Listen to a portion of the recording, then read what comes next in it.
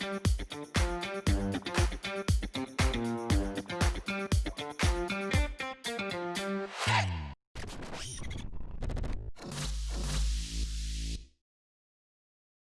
morning, everyone. I'm Dario from Next Pharma Summit. Great pleasure to announce the very interesting session of today, Coaching for Change remotely. Very glad that we actually have a session related to leadership, coaching, and self-development, right? And very glad to welcome from left to right Patrick Runditz, the VP and General Manager of Apelis. Hi, Patrick. How are you? I'm very fine. Thank you, Dario. Thank you. Ronald Seliger, the President, CEO of Stada Balkan Cluster or Hemopharm. Good morning, Ronald. How are you? Good morning. Nice to see you, Dario. Thank you. And from Australia, Marcos West, the founder and CEO of 60 Seconds. Good evening, Marcos, right? That's it. Thanks for having me, Dario. Thank you. And the moderation part will be taken by Paul Tunach, the Chairman and CEO of Pharma Forum. Good morning, Paul, to you as well. Good morning, good afternoon, or good evening, depending on where you are.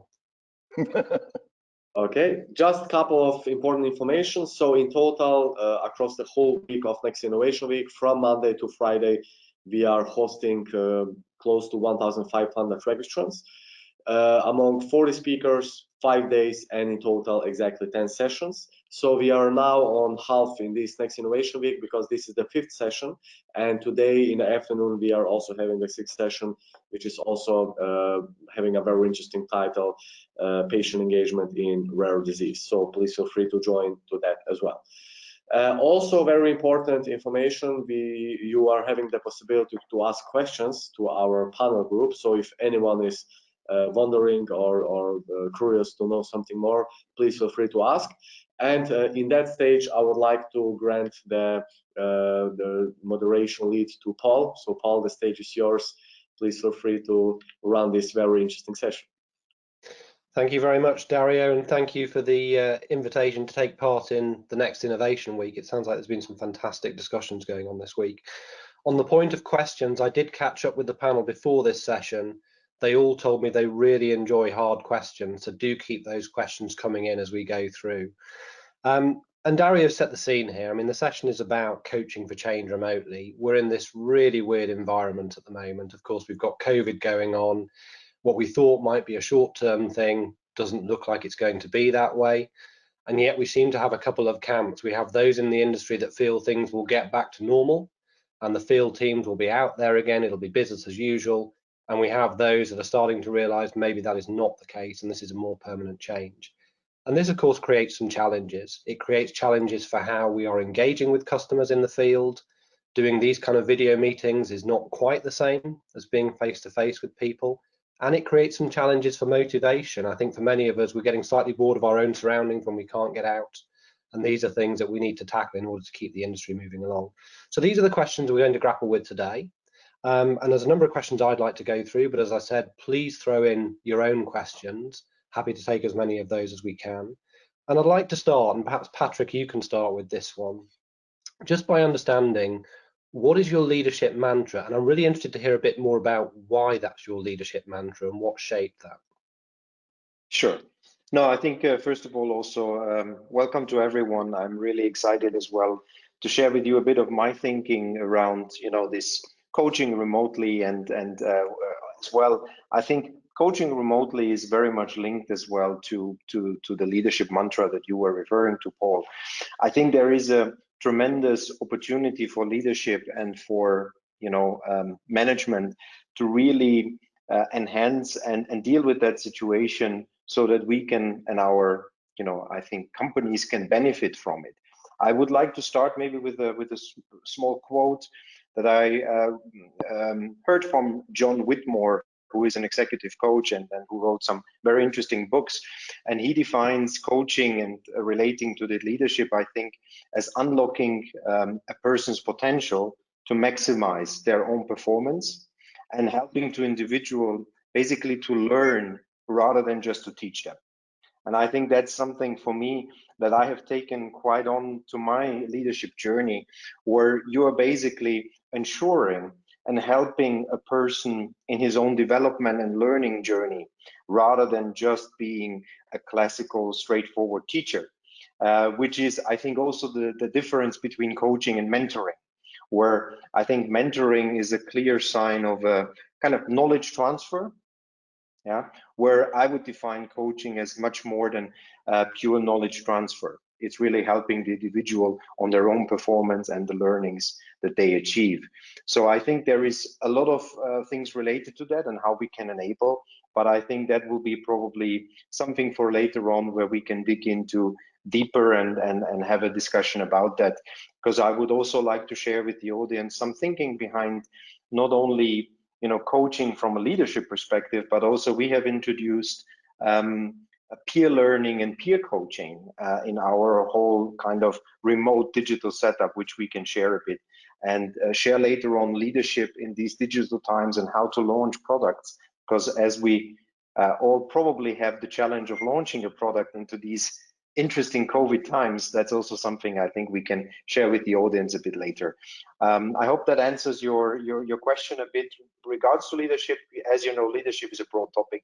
We can dive very deep into that one, but I think on the surface, I think it's really touching on what John Whitmore was mentioning, and then I take also my leadership journey in that direction, being rather an enabler of own learning and being an enabler of individual performance enhancement, rather than just a teacher, if you wish. Yeah, that's a great starting point. And I look forward to hearing more about the peer-to-peer coaching later on.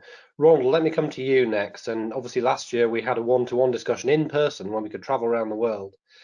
Great to see you again virtually. Tell me more about your leadership mantra and build on that. First of all, has it really changed during the COVID times or not? I'd say rather not, actually. It's a bit more challenging because you have to more stick to things in terms of being more dedicated and to correct yourself, because you might not have the direct feedback as you used to have while being on site. The leadership style which we are preferring here is very much more, yeah, Patrick, you said it, like coaching related.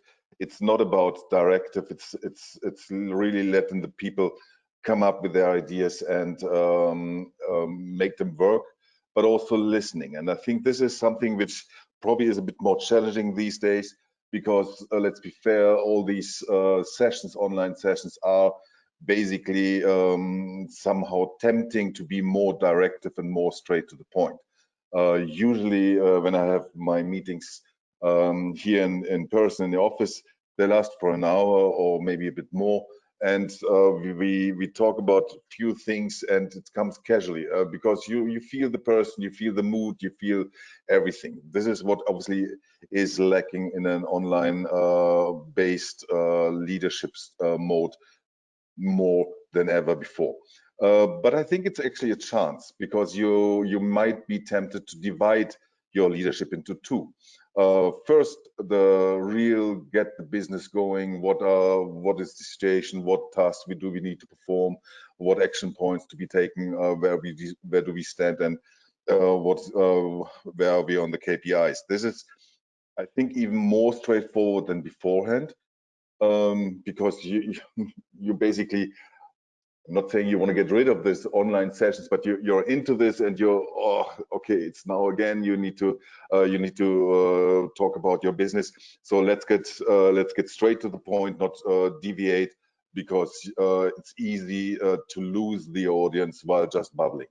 Yeah. On the other hand side, actually, and this is what I would also rather emphasize probably a bit later, is this personal thing. One of the words which I didn't learn before was this fika. This is this kind of having coffee with the people. I mean, it's all nice names.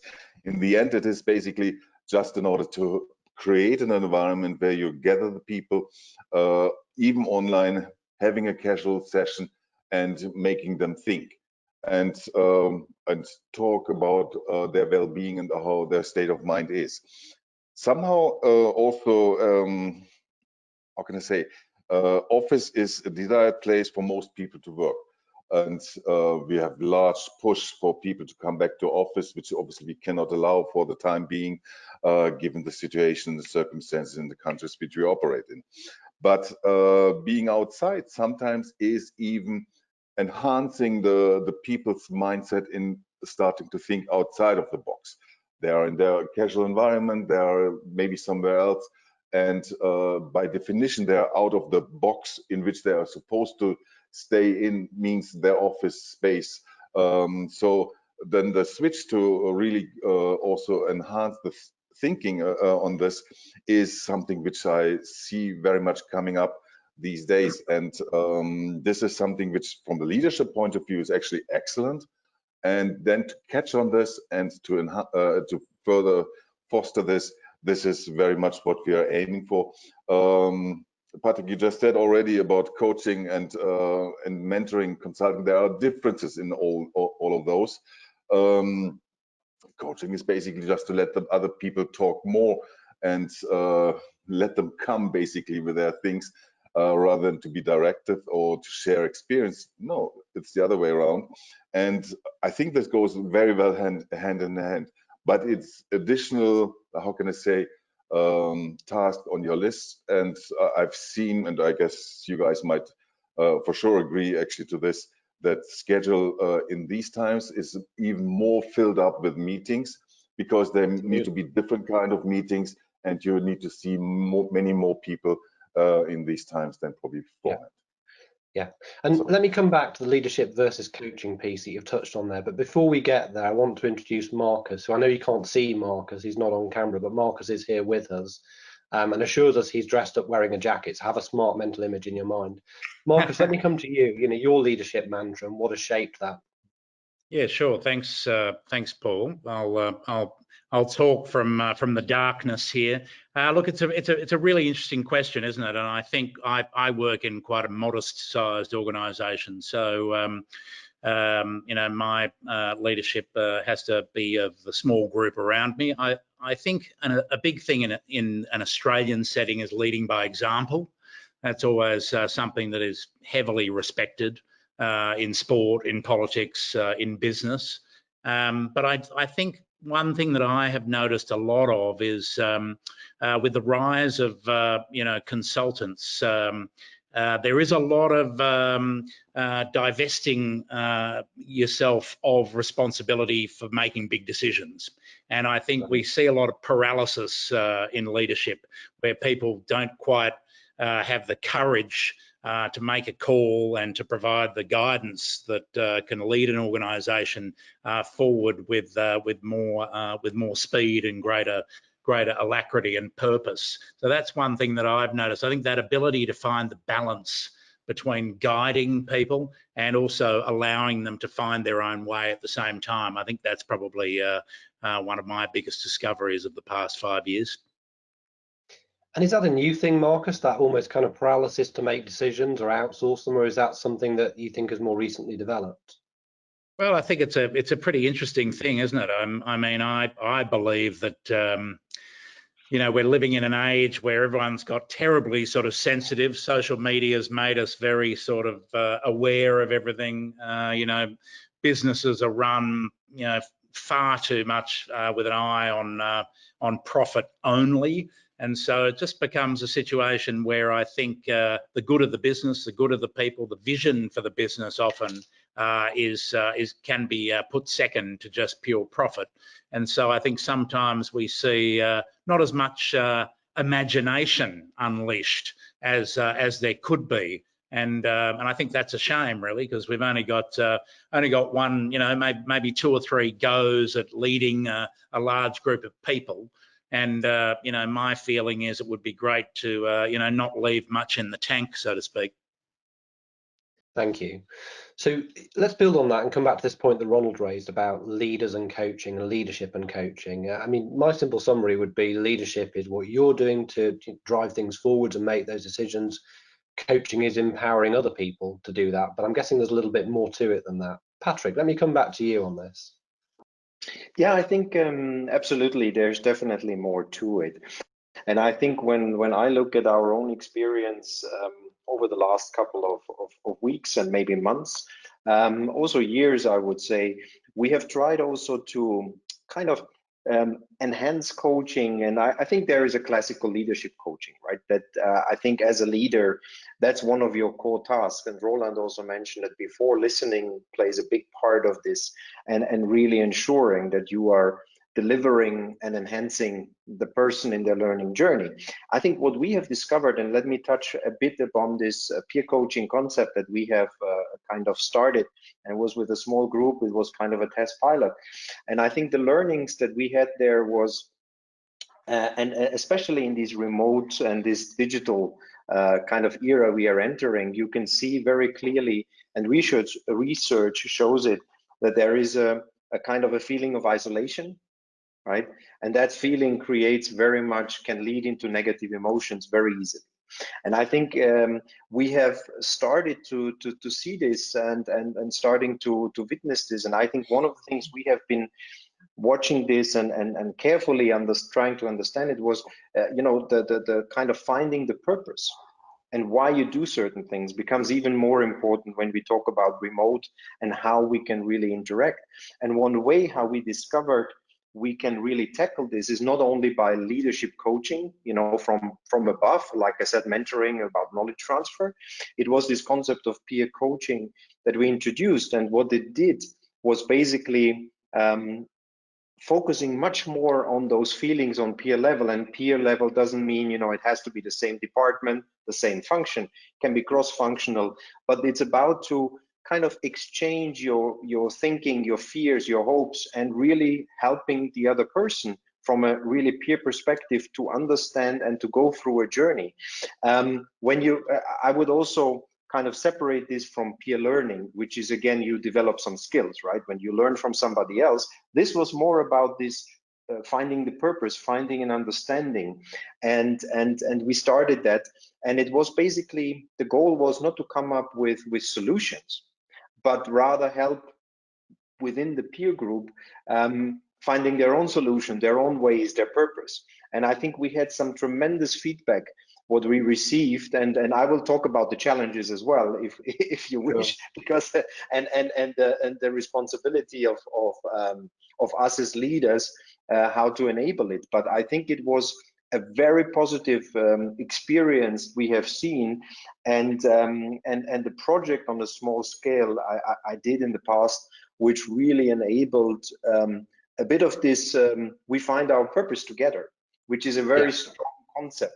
That can help to overcome those challenges of feeling of isolation, fears, and so on, which I think is very much related to, you know, as I said, I would not call it necessarily only coaching, but it's this peer interaction that is driving a lot of positive vibes into the organization. And happy to share a bit more the challenges, and I think the role of leadership there is super important, and what we had to do and the learnings we had established, if you wish.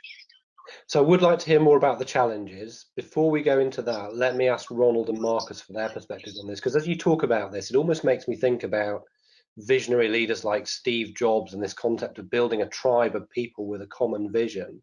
Ronald, what's your view on that? Is it something you've seen in your organization?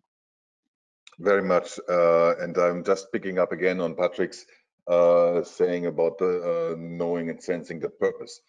I guess most of you had the same experience when the COVID hit us in March, April. Actually, there was no discussion at all about the purpose, because the purpose was to stay alive, to stay operational, and we were so focused, and everything was no discussion at all. It was just like boom, boom, boom. You implement this and try to get the learnings, and it was amazing actually. Obviously, for the good, we didn't had this kind of thing going on longer, but actually to keep up the purpose is something which we definitely need to do as leaders. And I heard once somebody talking about AI in management also, and we will be replaced for telling what to do, telling when to do, but we will never be replaced about why to do things, and the why is the big thing. Coming maybe just to go from two different sides. What once we did actually is we started communicating much more than ever before. Really sending out updates from management side twice a week, communicating down the teams even in a much more closer way as ever before. I remember that probably in April, May, I started reaching out to the teams, and I spoke probably to about 1,300 people in my company, which I never did, frankly, in this kind of scope beforehand, when COVID was not in. So this was really a great experience, and it was all about purpose only, and it was great. Dario, you were kind enough to put on some pictures. And this is actually we have made a couple of things. I mean, obviously also using the nice weather, so we put things outside. This is actually a picture which tackled psychological things of our let's say daily beings.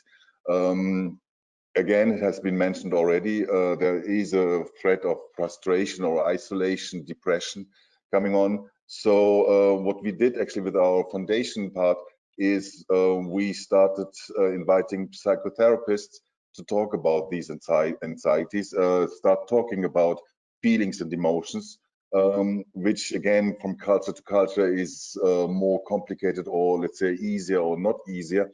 But we had great reception actually on this. And it was one of the core things which helped us also just to offer people also some helping hand on some different things which we probably wouldn't have done before. Apart from this, just to be mentioned, we did a lot of surveys, engagement surveys on a continuous basis. We did a lot of actions where to get engaged people much more than before, and it was falling on a very good ground. And I have to admit, even to the extent that we started some kind of physical challenge. So the whole group of ours, the whole Starter group was engaged in walking during these times, and we were kind of competing against each other. And this was amazing, and it all tied us even closer together in a different way. And all these pictures, this is from our outdoor learning corner, and this was certainly something which was also helping us to proceed with what we need to proceed anyway, with trainings and education and meetings. I think it'll be really interesting to see how much of this continues once we've got through COVID. Maybe there's something discovered here that is beneficial longer term. Yeah, we're trying to keep it up, but it's actually tough. But somehow it's also a kind of self-focus and discipline to not go back into the old mode, because it really brought benefits. Exactly. Marcus, let me come back to you. Some really interesting food for thought there about peer-to-peer coaching and some of the innovation that Ronald's been describing. What's your view on this leadership versus coaching debate?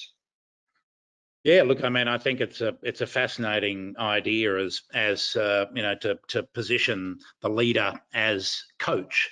And I think you know, obviously sport is an area where we see we've seen a whole range of different coaching styles, haven't we? I remember Alex Ferguson, the Manchester United coach, he used to refer to speaking to his players as giving them a blow dry, because he'd scream in their face so loudly. You know, now, of course, that approach is looked upon, you know, with great you know, disdain nowadays, where it's all about everybody, you know, sitting in a circle and holding hands. And so I come back to this idea of finding the balance between that idea of guidance and also being able to empower. And I think at this time, I think one of the big things that that COVID has forced is you know, the need for self-generation, the need for reps and managers to really self-start You can't wait for the company to drag you along. You really need to take more responsibility and initiate things yourself and drive them yourself and sustain and nurture them. And that's what I believe is incredibly important in that leadership role. And your Alex Ferguson example is a really interesting one, because you're right, people do tend to frown upon that style of leadership nowadays. But of course, whether you're a Man United fan or not, he was incredibly successful. And when he left, I think they missed him. So it is that balance, isn't it, between motivating the tribe, empowering people, but sometimes you've just got to provide that kind of direction. Patrick, let me come back to you, because I said we'd go through the challenges. I'd love to hear more about those challenges, and particularly if there are people listening in or watching who are thinking we'd like to adopt some of that. What would your advice be, and what were the challenges you encountered? Absolutely. I think we were very conscious of evaluating and of course asking questions when we did that project. Really, like also Roland referred to, communication is so key these days, and really getting those surveys in, getting feedback in to really understand. And basically we boiled it down to five things, five big learnings, if you wish, for us as leadership, but also as to the success of the project. The first thing we, and there's no particular order, I will just mention those five things. But to enable peer coaching, the first thing we realized was we have to provide time, right? And you would think, oh, that's you know, kind of crazy these days. Everybody's at home office and everybody has things to do. But when you think and talk to the people, they actually work more.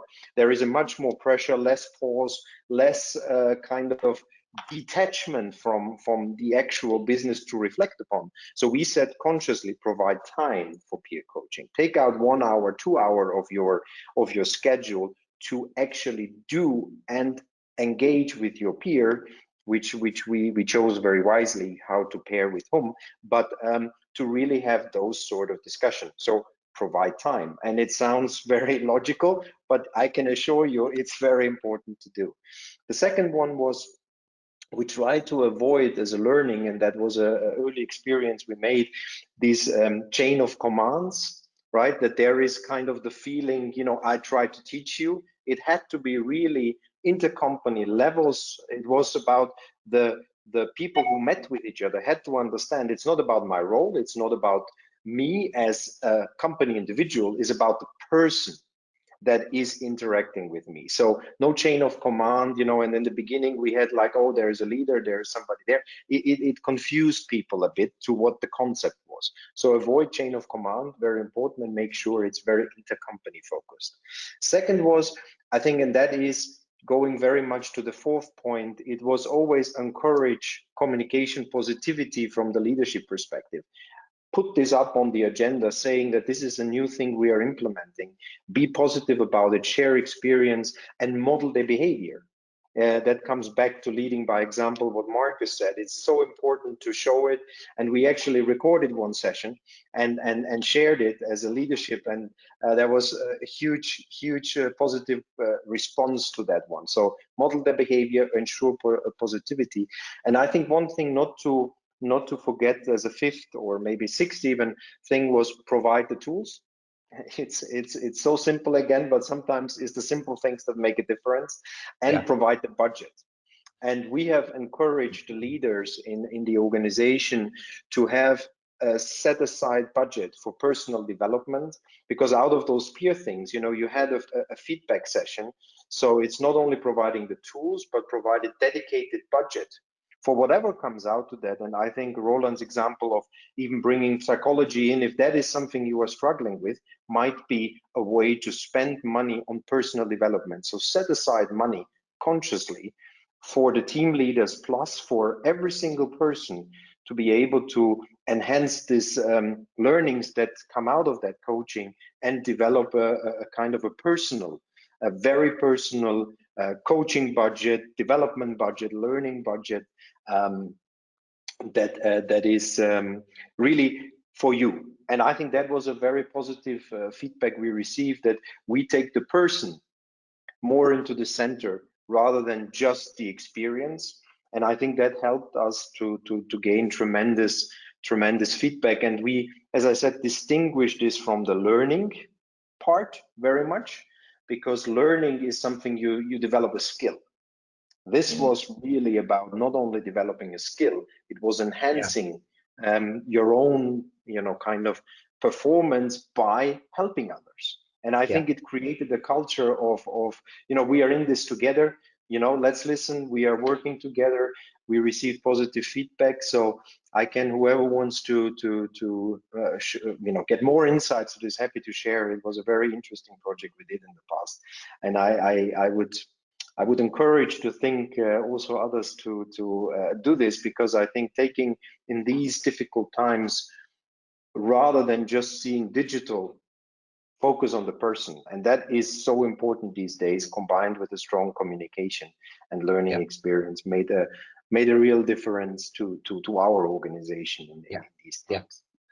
So I'd like to go off piece a little bit here at this point, with apologies to Dario, because we've had a question come in that I think is really interesting, and I'd like to go through that with the panel. And the question is saying, would a female leader, coach, manager respond to these questions differently? Now, of course, we are here for whatever reasons with an all-male panel, but we have to acknowledge there are more and more women in leadership positions, quite rightly so. We're not quite there yet. So I'm really intrigued to hear your views on, would they respond to this differently? Would a woman respond to this differently? And is the increasing prevalence of women in leadership positions, is that shaping overall leadership style? Marcus, can I maybe come to you with that question first of all? Yeah, sure. I mean, I've got 3 daughters and a wife, so I suppose I am surrounded by the fairer sex, and I think there are certain things that we see working with a lot of clients on a daily basis, where there's absolutely no question that there are things, lots of things that women do much better than men, much better. And I think having an eye for detail, and I think this is naturally a response to the fact that they've had to spend the last 30 years being twice as good as a man to get the job. And so I think what we see is that real attention to detail, that real focus, and also naturally, they do have more of a nurturing side. And so from a coaching perspective, we're seeing some really good interactions, because we're seeing fantastically detailed feedback, regular cadenced feedback, not occasional when I get the chance to it. I'm committed to you. We're going on a journey together. I'm going to coach you, and also I'm going to learn something about myself along the way. Thank you. And Ronald, let me come to you next. And sorry to put you guys on the spot with this question, but I do think it's such an important topic. So Ronald, what's your perspective on this?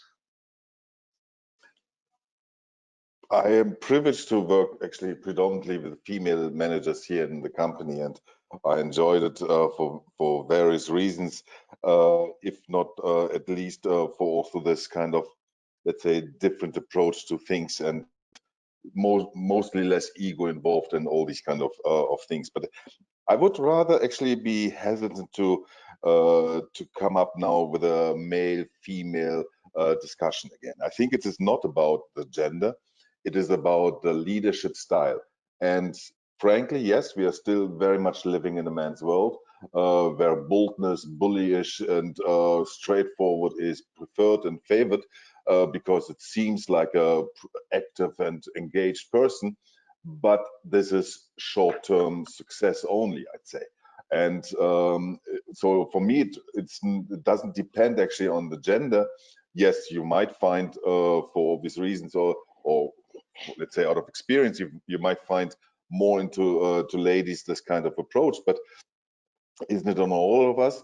Isn't it a unique chance, but also necessity to change this leadership style for good, which was dominating in the past decades all the big corporations and banks and financial institutions, where just KPIs and business and things like this were really asked for. I mean, we're all humans in the end. If I feel respected, if I feel basically addressed as a human being, I'm much more willing to lend in than if I'm just pressured for the results.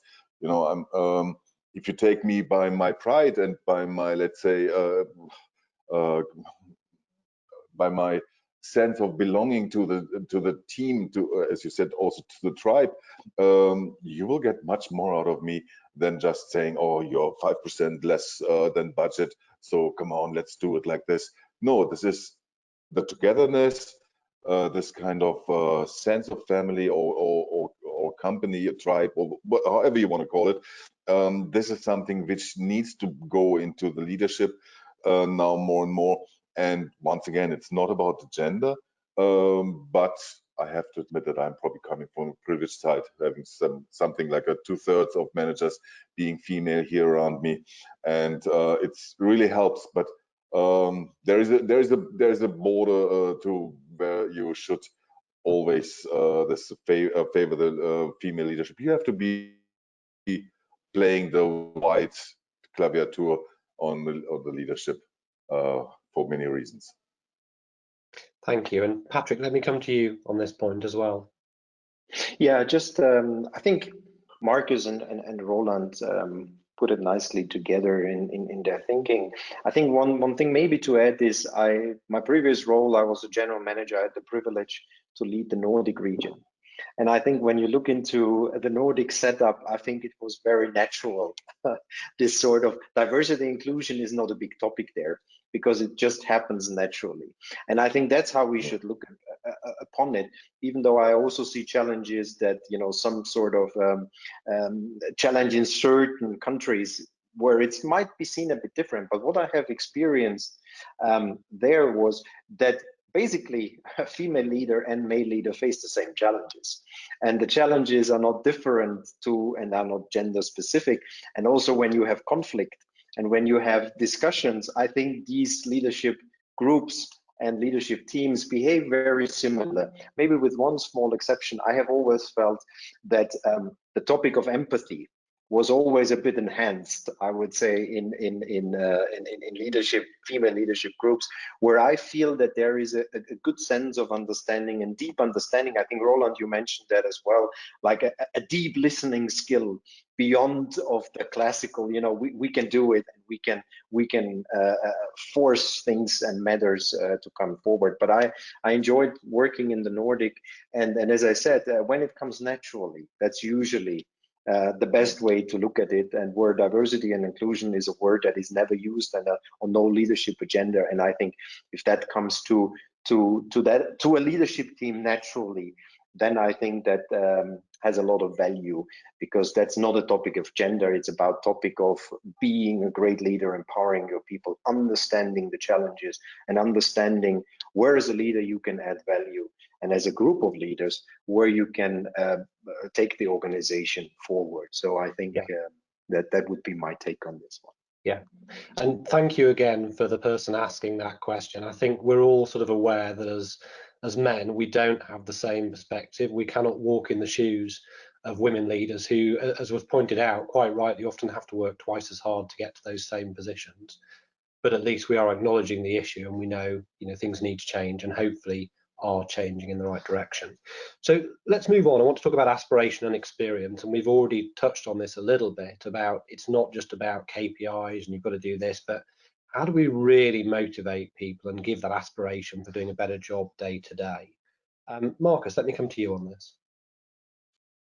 Yeah, it's a very interesting question, and you know, I think having worked in coaching for 30 years and more recently in rolling out a coaching app, which involved a bunch of people being involved and having to work out, you know, how do we get people to use this product? And it became very clear early on, probably about at the end of the first year.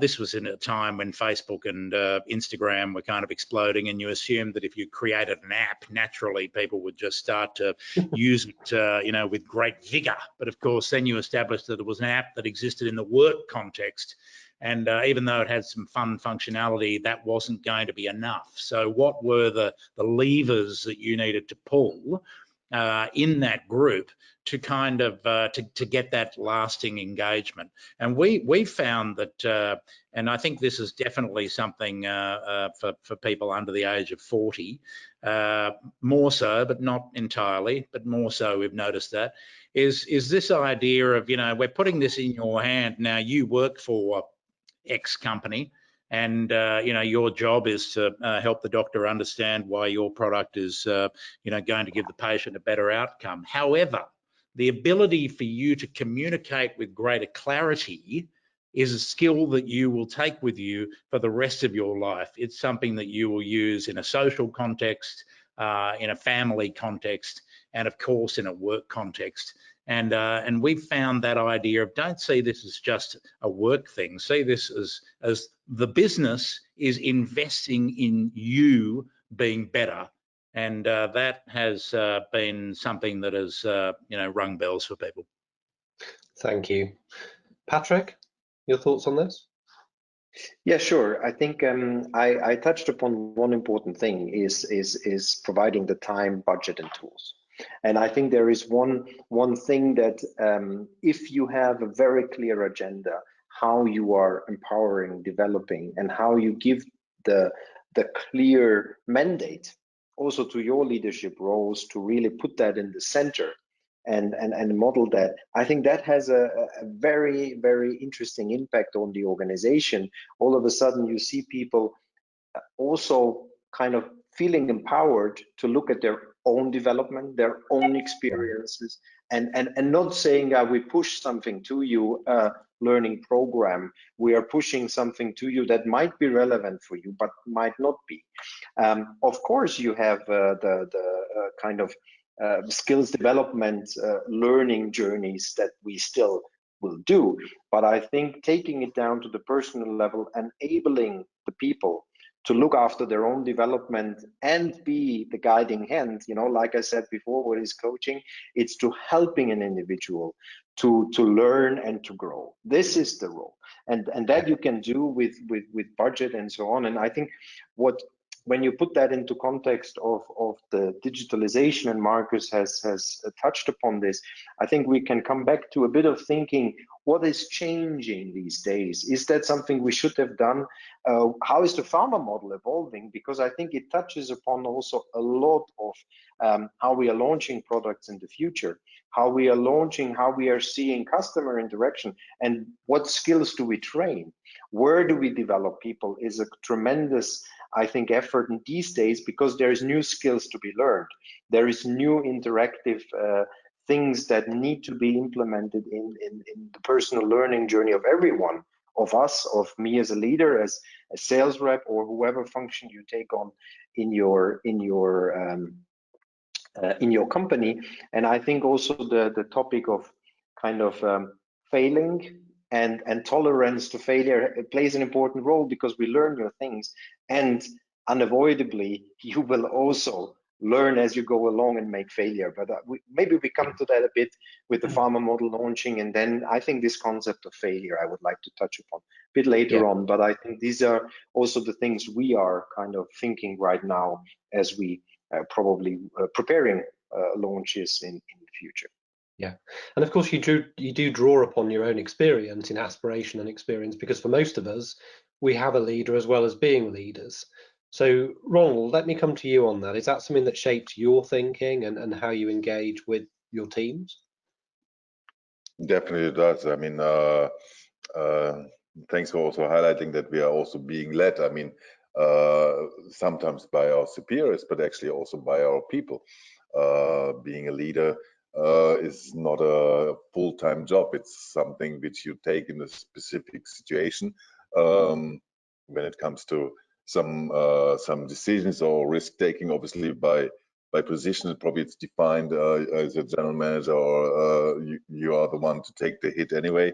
But in a daily business, I enjoy to be led, actually, and this is something which gives on both ends and is really making a difference.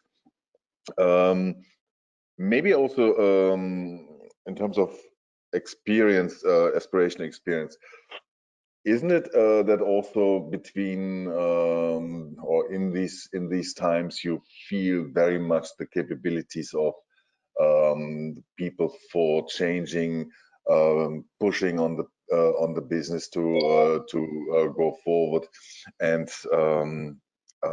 being more proactive, and noted as being more proactive than probably before. If you're in a group of people sitting around the table, you know, there are ways to show that you're engaged, but actually you're not.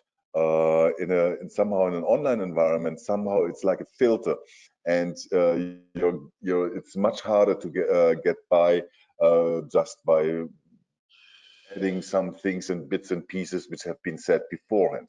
So it's much easier to detect actually the ones who are really pushing on things, who are making an extra effort, who are leaning in much more.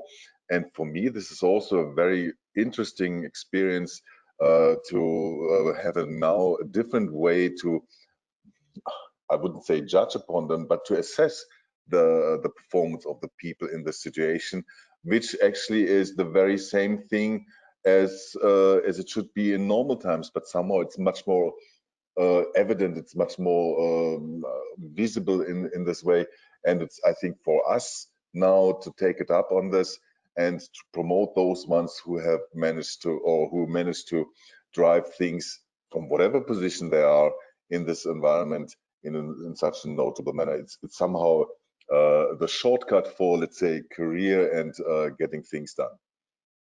And you talk about assessing performance there, which is quite a nice segue into our next question. How we can quantify the impact of our leadership and the benefit to employees. I mean, there's all kinds of different KPIs and metrics that people use. I'm really interested to hear from your experience what you think are the important ones. Patrick, let me come to you first on this. Sure. I think, you know, as you mentioned, the traditional KPIs that we all know, and there is employee surveys, there is all sorts of things. You can measure also performance classically, just looking at sales figures. I think one of the things we have done in the past, and I can only share again my experience, that we try to be a bit innovative and try to grow in a different perspective, was we implemented something called a net promoter score. Very interesting concept, not used by pharma very much, but used in different industries. For example, Coca-Cola, Apple, Microsoft, all of them have in one shape or form used that sort of metric. And basically what it is to get a complete unbiased feedback directly from your customers by asking an open question. So how do you see company XYZ? Do you have trust in?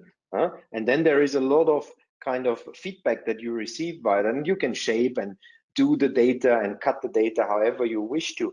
I think the fundamental thinking behind NPS, Net Promoter Score, and then you get scoring, and as you can understand, Apple has probably one of the highest in the industry and in the world, but as a new company you might have a lower score, but the idea is not about just creating a score.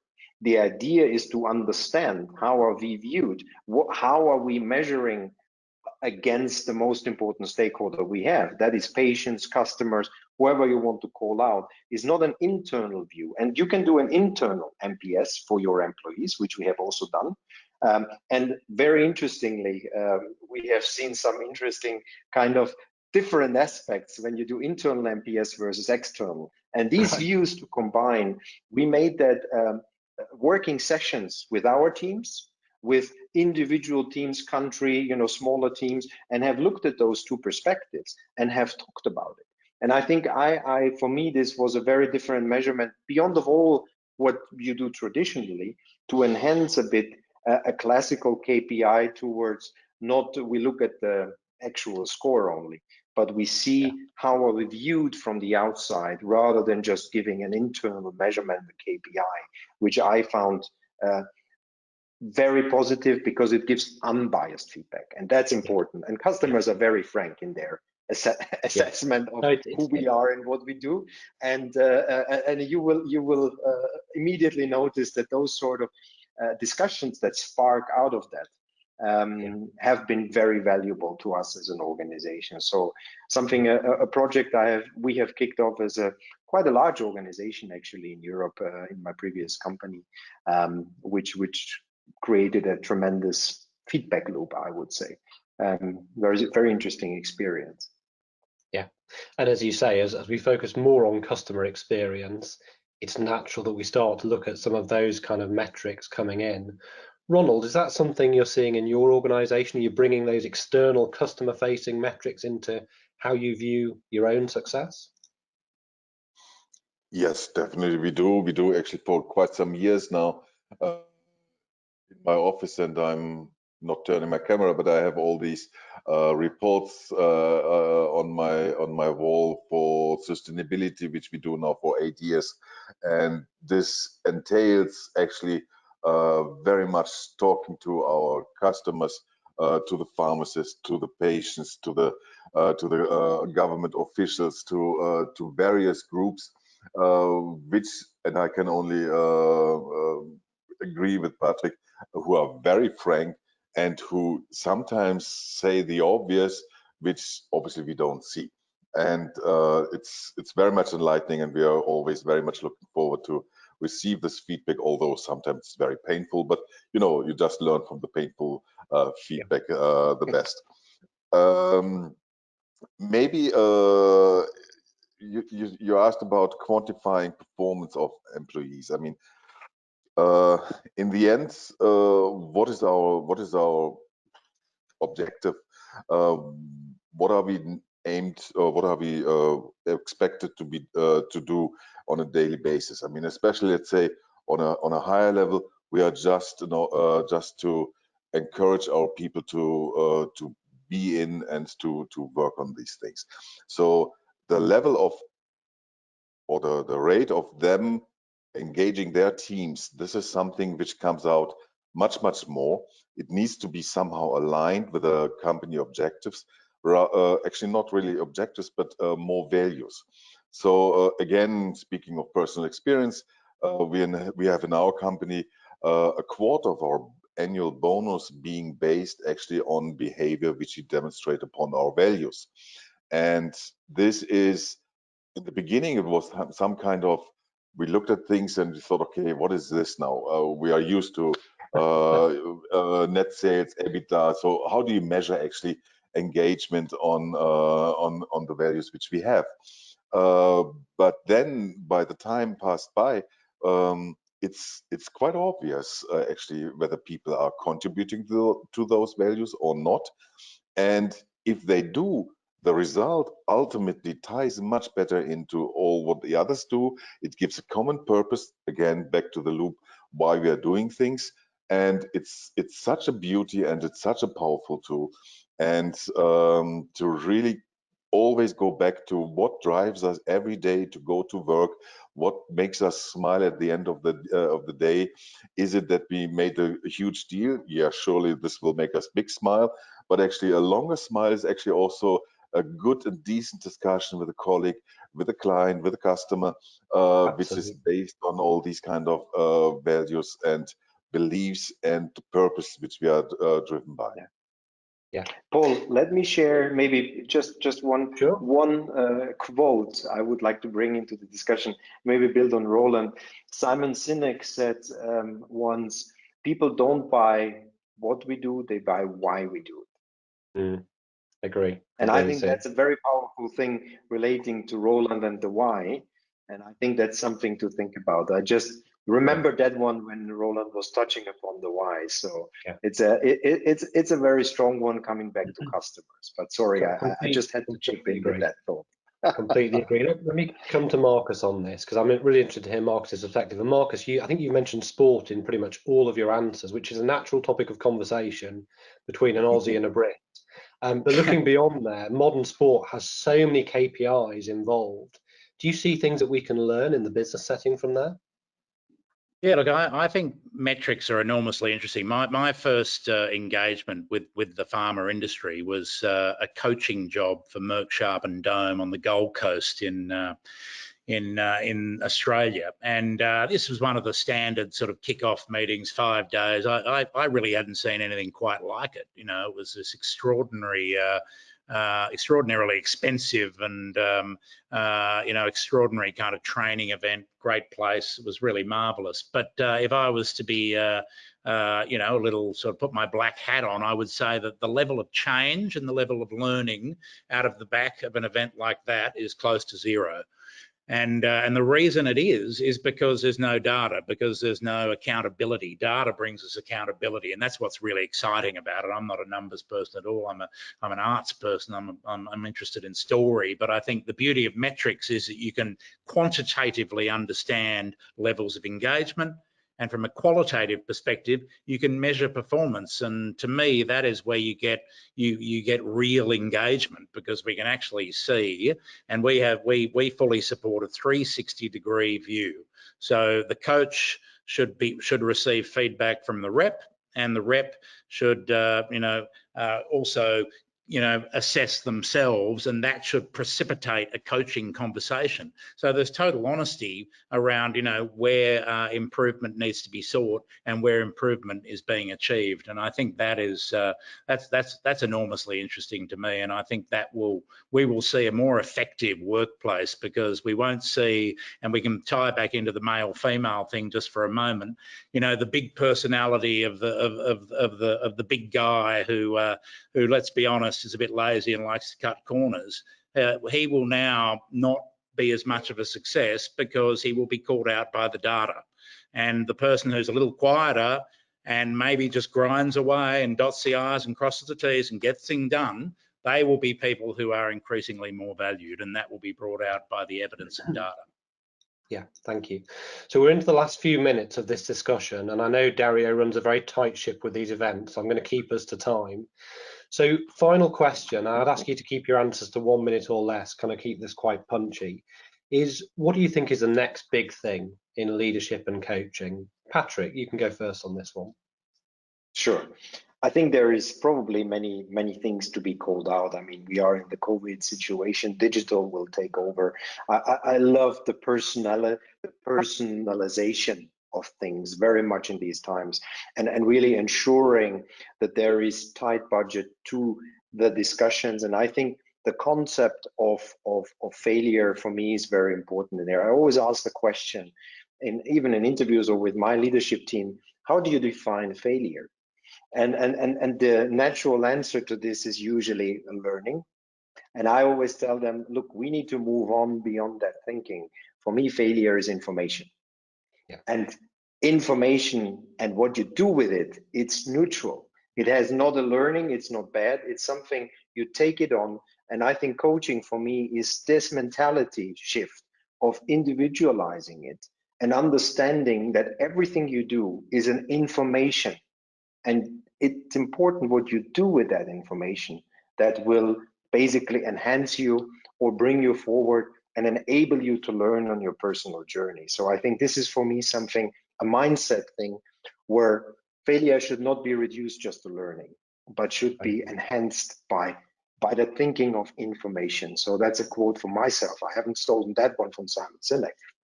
But I hope you can appreciate it, and maybe if I can inspire some of you out there to think in that direction, I think it will be a nice part for the future if we all are in this together and helping people to grow in the journey and seeing it as a next step in coaching, if you wish, or helping others to grow. And that's my role as leader, as I see it primarily, next to achieving business results, of course.